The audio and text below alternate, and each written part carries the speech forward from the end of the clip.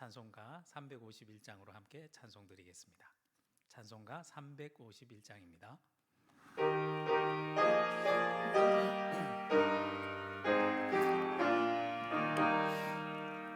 믿는 사람들은 주의 군산이 앞서가신 주를 따라갑시다.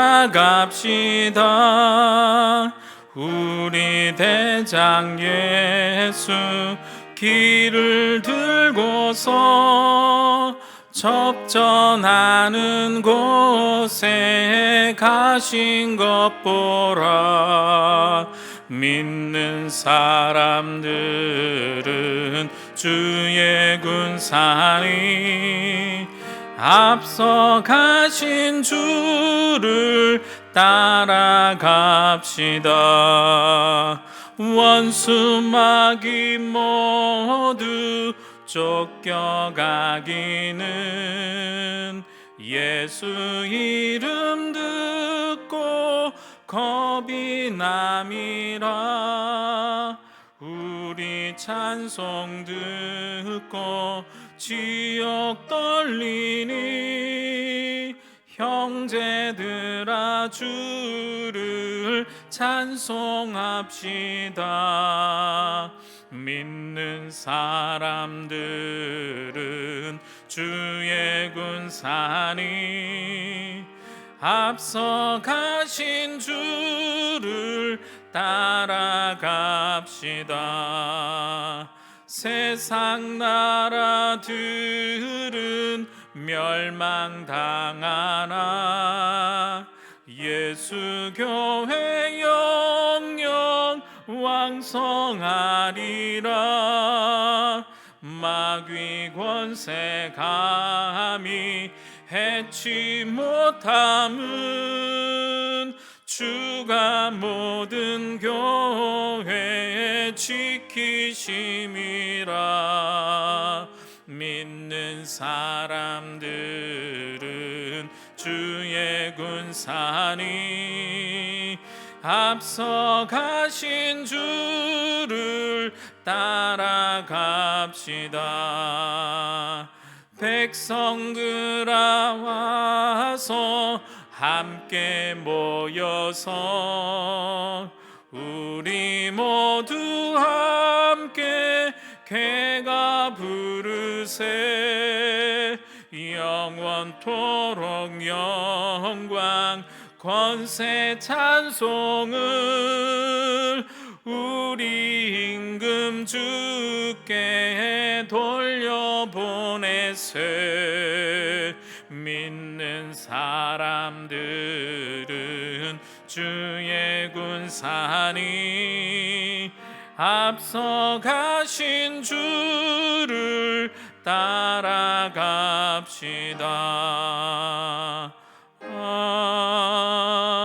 아멘.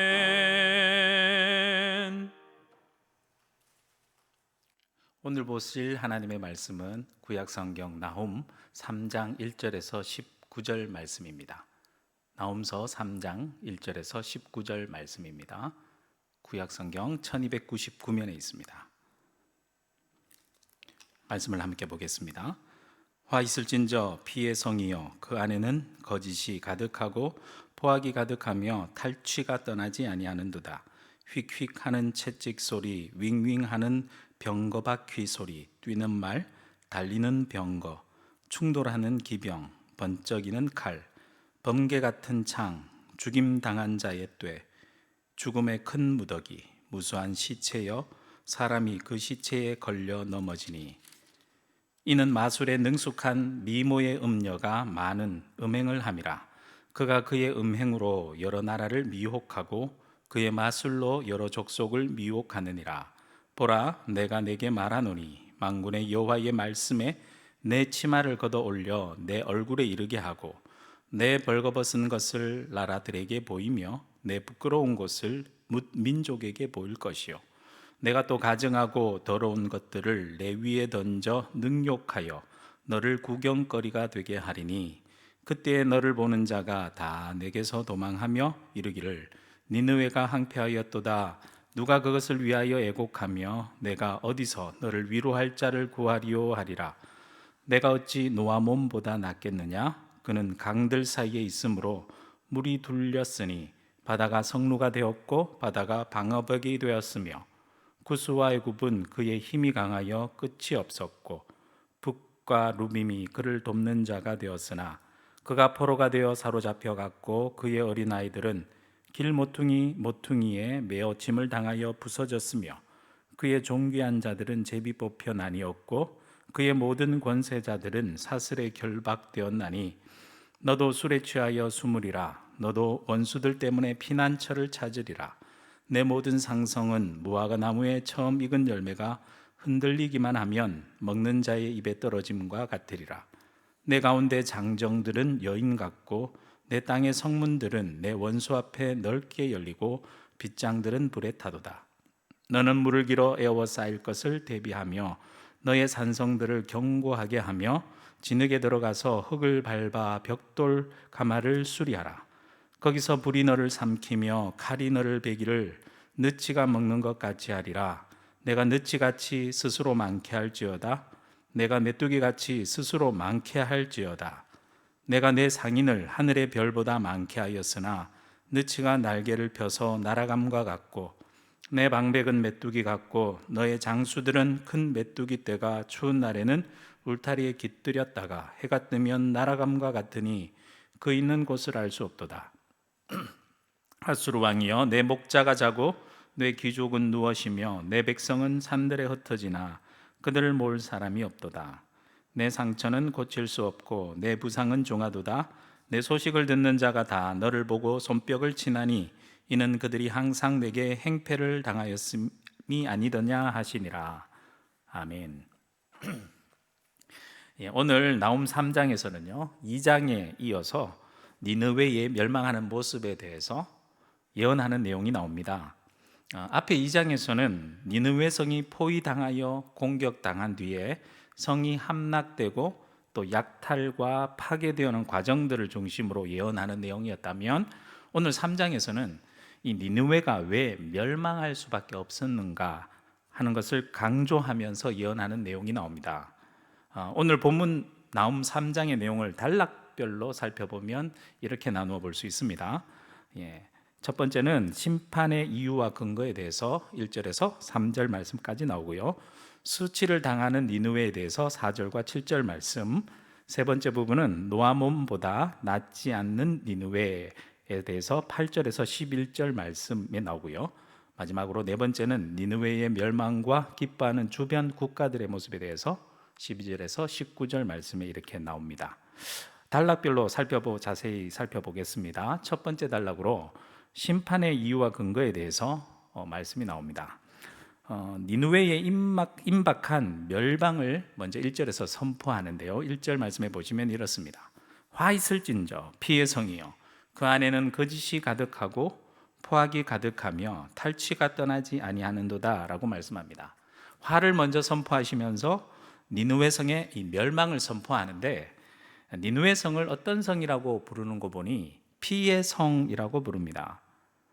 니느웨 성을 피의 성이기 때문에 멸망하게 된다라는 것인데, 왜 피의 성이라 불리는지 이어지는 말씀을 보면 알 수 있는데요.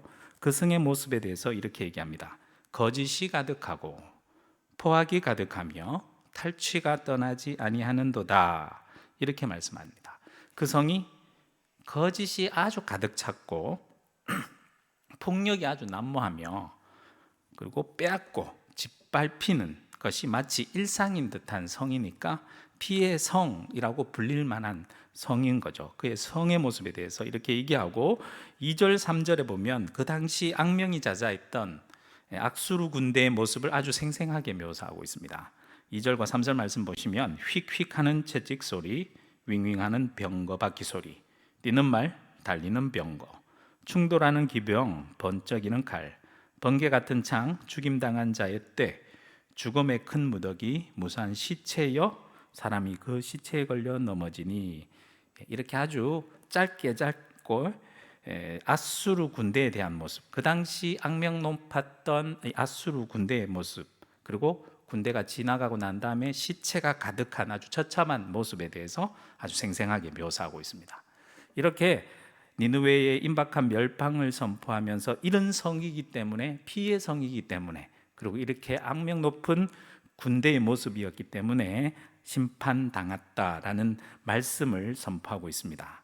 그리고 두 번째로 수치를 당하는 니느웨 성에 대한 모습이 4절에서 7절 모습이 나오는데요, 1절에서 피의 성이라 불렸던 이 니느웨를 4절에는요 또 다르게 표현하는데, 마술에 능숙한 미모의 음녀라고 말하면서 니느웨의 또 다른 면에서 하나님의 심판을 받는 이 악한 모습을 드러냅니다.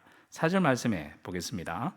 이는 마술에 능숙한 미모의 음녀가 많은 음행을 함이라. 그가 그의 음행으로 여러 나라를 미혹하고 그의 마술로 여러 족속을 미혹하느니라 라고 말씀합니다.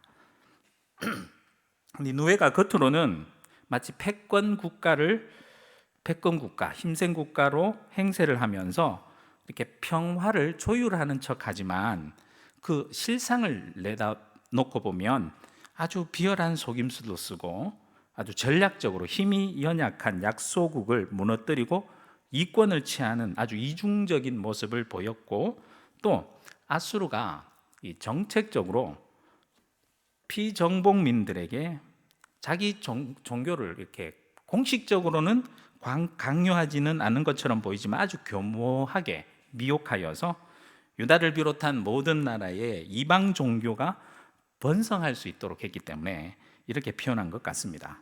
그래서 열왕기하 21장에 보면 이때 아수르를 추종했던 유대 땅 므낫세 왕 때, 므낫세 시대에 우상 숭배가 판을 쳤던 모습을 보면 이해할 수 있습니다. 그래서 니느웨는 유다를 미혹해서 여호와를 등지게 만들었기 때문에 음녀가 되는 것이죠. 이런 니느웨가 이제 하나님의 심판을 받아서 공개적으로 수치를 당하는 모습이 5절에서 7절 말씀에 나옵니다. 5절에서 7절 말씀을 보시겠습니다. 보라, 내가 내게 말하노니 만군의 여호와의 말씀에 내 치마를 걷어 올려 내 얼굴에 이르게 하고 내 벌거벗은 것을 나라들에게 보이며 내 부끄러운 것을 민족에게 보일 것이요, 내가 또 가정하고 더러운 것들을 내 위에 던져 능욕하여 너를 구경거리가 되게 하리니 그때에 너를 보는 자가 다 내게서 도망하며 이르기를 니느웨가 항폐하였도다. 누가 그것을 위하여 애곡하며 내가 어디서 너를 위로할 자를 구하리요 하리라 라고 말씀합니다. 니느웨를 마치 벌거벗기듯이 황폐하게 하여 여러 나라들에게 구경거리가 되게 하여서 아주 공개적으로 수치를 당하게 하시겠다라는 말씀이죠. 그런데 이 재미있는 것은 6절 말씀에 이 표현이 있습니다. 6절 말씀에 가증하고 더러운 것들을 내 위에 던져 능욕하겠다라는 부분이 있죠. 그런데 이 부분을 공동 번역서에는 아주 재미있게 번역하였습니다. 어떻게 번역하였냐면 내 몸에 똥물을 끼얹어 웃음거리를 만들리니 라고 번역하면서 아주 실감나게 표현되어 있습니다. 그리고 그렇게 가식적으로 맺어졌던 여러 동맹국들은 그렇게 니느웨가 수치를 당할 때 도와주기는커녕 모두 다 도망가 버릴 것이기 때문에 어디서 너를 위로할 자를 찾겠느냐라고 7절 말씀에 말씀하고 있죠. 그리고 세 번째 부분으로 넘어가서요, 노아몬보다 낫지 않은 니느웨에 대해서 말씀하고 있습니다. 니느웨는 강물로 둘러싸인 천년 입지의 조건을 갖추었고 막강한 군대가 그들을 지켜줄 것이라고 믿었지만 자신들이 정복했던 애굽 땅의 노아몬이라는 곳, 노아몬을 내가 기억하냐라면서 그것도 나일강의 방어벽과 동맹국의 군사력을 자랑했던 곳이 이 노아몬인데 그것도 멸망하지 않았냐며 마치 잘 생각해 보라 라는 듯이 이렇게 말씀합니다. 8절에서 11절 말씀입니다. 내가 어찌 노아몬보다 낫겠느냐? 그는 강들 사이에 있으므로 물이 둘렸으니 바다가 성루가 되었고 바다가 방어벽이 되었으며 구스와의 굽은 그의 힘이 강하여 끝이 없었고 북과 루빔이 그를 돕는 자가 되었으나 그가 포로가 되어 사로잡혀갔고 그의 어린아이들은 길 모퉁이에 메어 짐을 당하여 부서졌으며 그의 존귀한 자들은 제비 뽑혀 나뉘었고 그의 모든 권세자들은 사슬에 결박되었나니 너도 술에 취하여 숨으리라. 너도 원수들 때문에 피난처를 찾으리라 라고 말씀합니다. 이 아수르 왕은 아수르바니팔 왕이 주전 664년경쯤에 애굽으로 원전 정쟁을 갑니다. 원정 전쟁을 가서 노아몬이란 곳을 점령하게 되는데요. 이 노아몬을 점령하면서 고대 근동 지역에 일시의 두려움에 빠뜨렸던 적이 있습니다.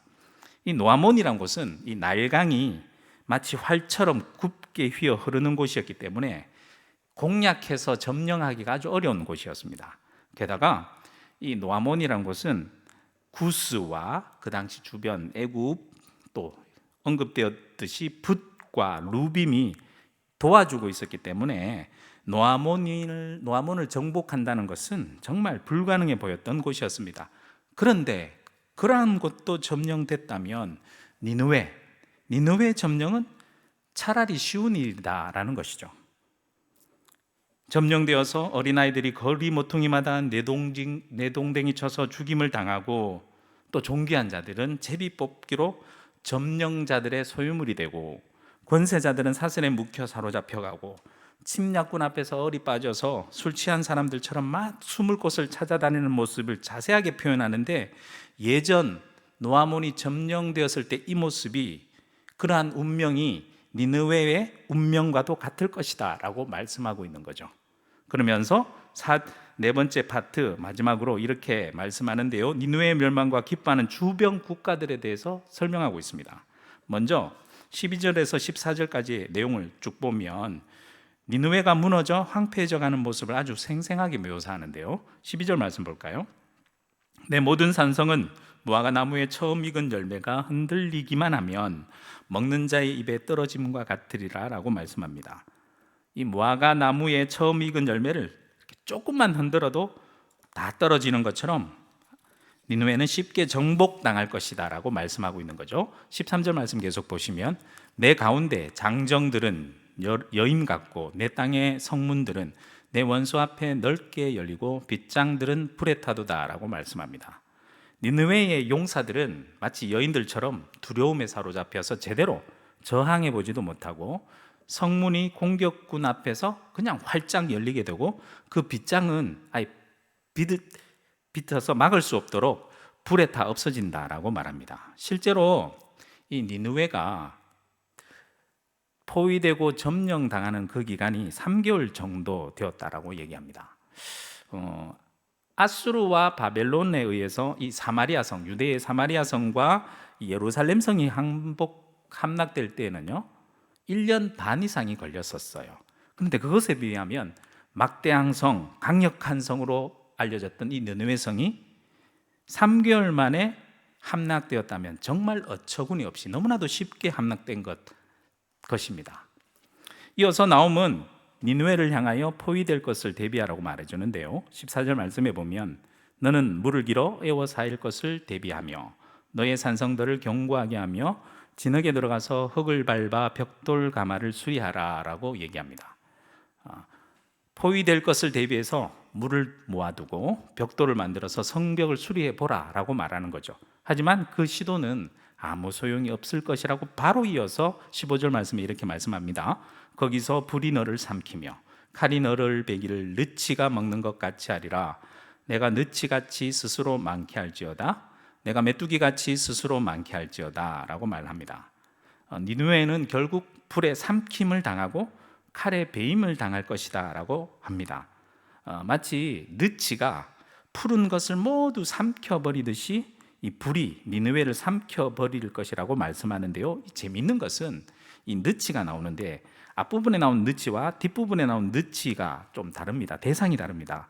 뒷부분에 나온 느치는 니느웨의 군인들과 지도자들, 상인들의 모습을 빗대어 표현한 것이 참 재미있는데요.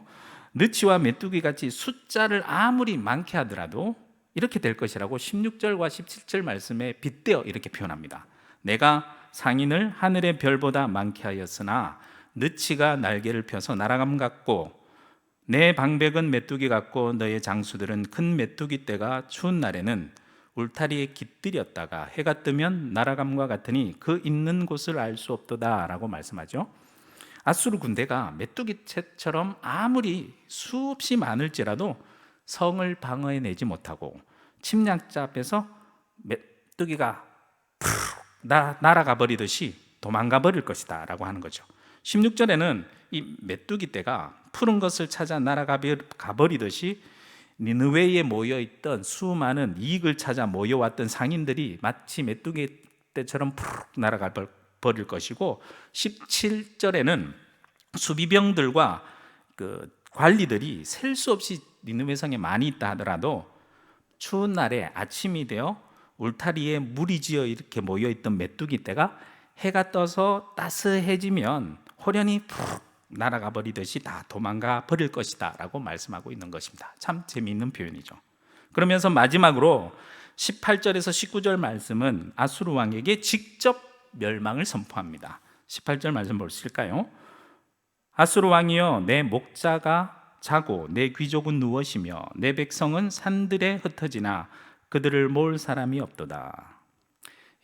왕의 명령을 받아서 백성들을 책임지고 챙겨야 하는 귀족들이 하나같이 아주 무능하고 무책임하여서 백성들이 살 길을 찾아 각자 산으로 막 흩어지고 있는데 그들을 책임지고 모으는 사람이 하나도 없더란 것입니다.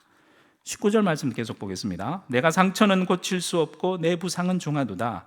내 소식을 듣는 자가 다 너를 보고 손뼉을 치나니 이는 그들이 항상 내게 행패를 당하였음이 아니더냐 하시니라. 마지막으로 이 아수르 왕의 끊임없는 악행에 시달려 왔던 자들이 그 아수르 왕의 임박한 죽음의 소식을 듣고 손뼉을 치며 기뻐하는 모습을 그리고 있습니다. 아무도 니느웨의 멸망을 애도하거나 위로하지 않고 오히려 기뻐하는 모습으로 바로 나훔서가 끝이 나게 됩니다. 여기서 나훔의 마지막 말씀을 참 주목해 봐야 되는데요, 한 단어에 주목해 보면 좋겠습니다. 이는 그들이 항상 내게 행패를 당하였음이 아니더냐. 여기서 행패라고 번역된 단어가 히브리어의 라란 단어인데요, 이 라란 단어가 요나서에도 시작하면서 나옵니다. 요나서를 시작하면서 니느웨에 대해서 이렇게 말하면서 시작하는데요, 요나서 1장 2절에 보면 이렇게 말씀합니다. 니느웨를 소개할 때 너는 일어나 저 큰 성읍 니느웨로 가서 그것을 향하여 외치라.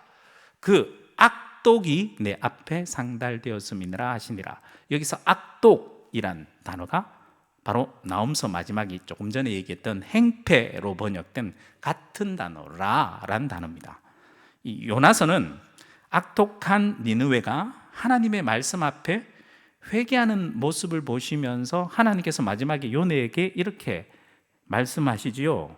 묻듯이 이렇게 말씀하시지요. 어찌 내가 아끼지 아니하겠느냐라고 말씀하시잖아요. 그런데 나훔서의 이 마지막 모습은 그 행패란 단어를 써서 행패의 모습에서 끝까지 돌이키지 않고 결국 그들이 항상 내게 행패를 당하였음이 아니더냐라고 말씀하면서 끝맺습니다. 요나서의 마지막 질문과 나훔서의 마지막 질문이 성격이 다릅니다. 요나서는 우리를 하나님 앞으로 돌이키는 회개로 초대하는 질문이지만, 나훔서의 끝은 죄악된 모습을 버리지 않고 고집을 꺾지 않는 자에게 하나님의 심판을 바로 앞둔 질문입니다. 오늘 말씀 앞에서 하나님께서는 오늘 하루 우리들의 삶 가운데서 우리를 향하여 이와 같은 질문을 던지시는 것 같습니다. 우리에게 던져지는 질문이 요나서의 마지막 질문일까요? 아니면 나훔서의 마지막 질문일까요? 우리를 회개의 자리로 초대하는 질문일까요? 아니면 하나님의 심판을 바로 코앞에 두고 우리에게 던지시는 질문일까요? 요나서와 같은 질문을 받았다고 오늘 하루 안심하면서 살아가다가는 나중에는요, 그 질문이 나훔서의 마지막 심판 앞에 둔 질문으로 변하고 말 것입니다. 반대로 오늘 내가 나훔서와 같은 질문을 받았다고 내가 심판하고 다 끝날 것이라고 실망하고 낙심할 필요가 없습니다. 하나님께서 질문하실 때는 질문하는 것 그 자체가 아직 우리에게 기회를 주는 것입니다. 결국에는 요나서의 질문으로 변하게 할 수 있습니다. 내가 너를 어찌 아끼지 아니하겠느냐라는 질문처럼 말입니다. 우리의 삶이, 오늘 하루의 삶이 니느웨의 이 나훔서의 마지막 멸망의 모습으로 변할 것이 아니라 요나서의 회개와 하나님 앞으로 돌이키는 모습으로 점점점 변해가는 오늘 하루가 되기를, 말씀 앞에 우리의 질문이 내가 너를 어찌 아끼지 아니하겠느냐 하나님의 질문으로 맞춰지길 주님의 이름으로 축복합니다. 함께 기도드리겠습니다.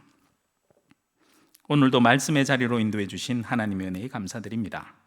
하나님의 심판의 말씀 앞에 회개하여 돌이킨 요나서에 나오는 니느웨의 모습에서 결국 끝까지 돌이키지 않고 철저히 하나님의 심판으로 끝을 맺게 되는 나훔서의 모습을 또한 살펴보면서 우리들의 삶을 비교하여 되돌아봅니다. 우리들의 삶의 모습 속에서 하나님의 수많은 은혜의 말씀 속에 살면서 우리의 죄악을 돌이키지 않고 교만하게 살아가는 니느웨의 사람들과 같은 삶이 아닌지 되돌아보게 하시고, 하나님께로 오늘 말씀을 듣고 속히 되돌이키고 회개할 수 있도록 인도하여 주시옵소서. 어찌 아끼지 아니하겠느냐라는 그 하나님의 질문 앞에서만 항상 우리가 설 수 있는 우리들이 삶이 되게 하여 주시옵소서. 예수 그리스도 이름으로 기도드립니다. 아멘.